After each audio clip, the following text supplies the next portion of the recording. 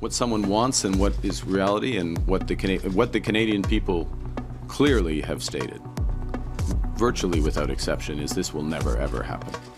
And if any of the leaders of the party and their representatives would attest to that, I think the votes attest to it. I think the public dialogue attests to it as well. Kenzie Gray, Global. Hi, Mr. Carney. In your second call with the president, did Mr. Trump outright say or insinuate at any point that Canada should become the 51st state? He did not. All right.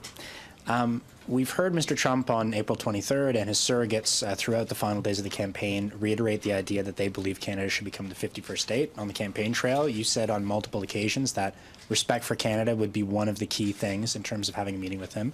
Do you think over the past few days we have seen respect for Canada from the Trump administration? Look, it's always important to distinguish want from reality. La volonté et la réalité, right? What someone wants and what is reality and what the Canadian people clearly have stated, virtually without exception, is this will never, ever happen. And if any of the leaders of the party and their representatives would attest to that, I think the votes attest to it. I think the public dialogue attests to it as well.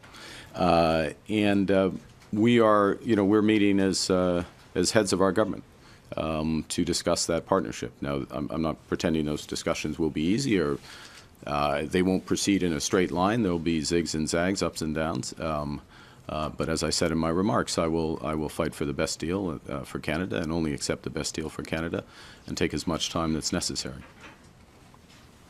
Davis Legree, iPolitics. Hi, thanks for taking our questions. Just one from me to try and squeeze some more reporters in.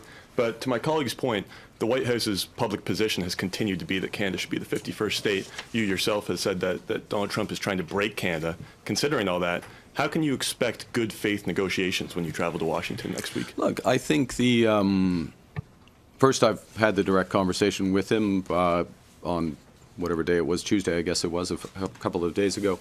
And we agreed to have those negotiations. Very clear discussion between us, as I said, very constructive.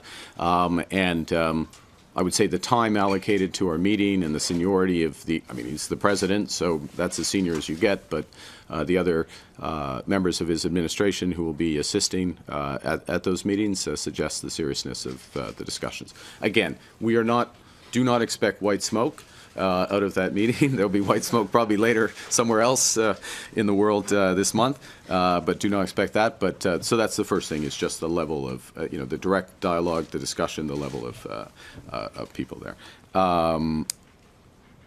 The second point, I'll make it quickly, and thank you for restricting the question so others can get in, is that he respects, as others who are good negotiators, and he's one of the best negotiators, they respect strength.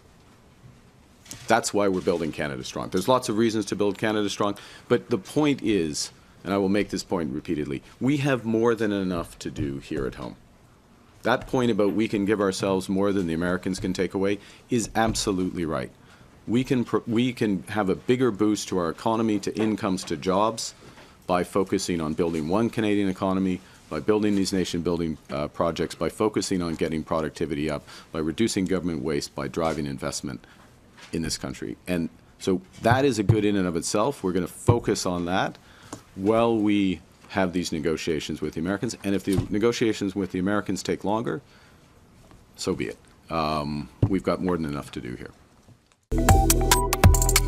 Subscribe to One India and never miss an update.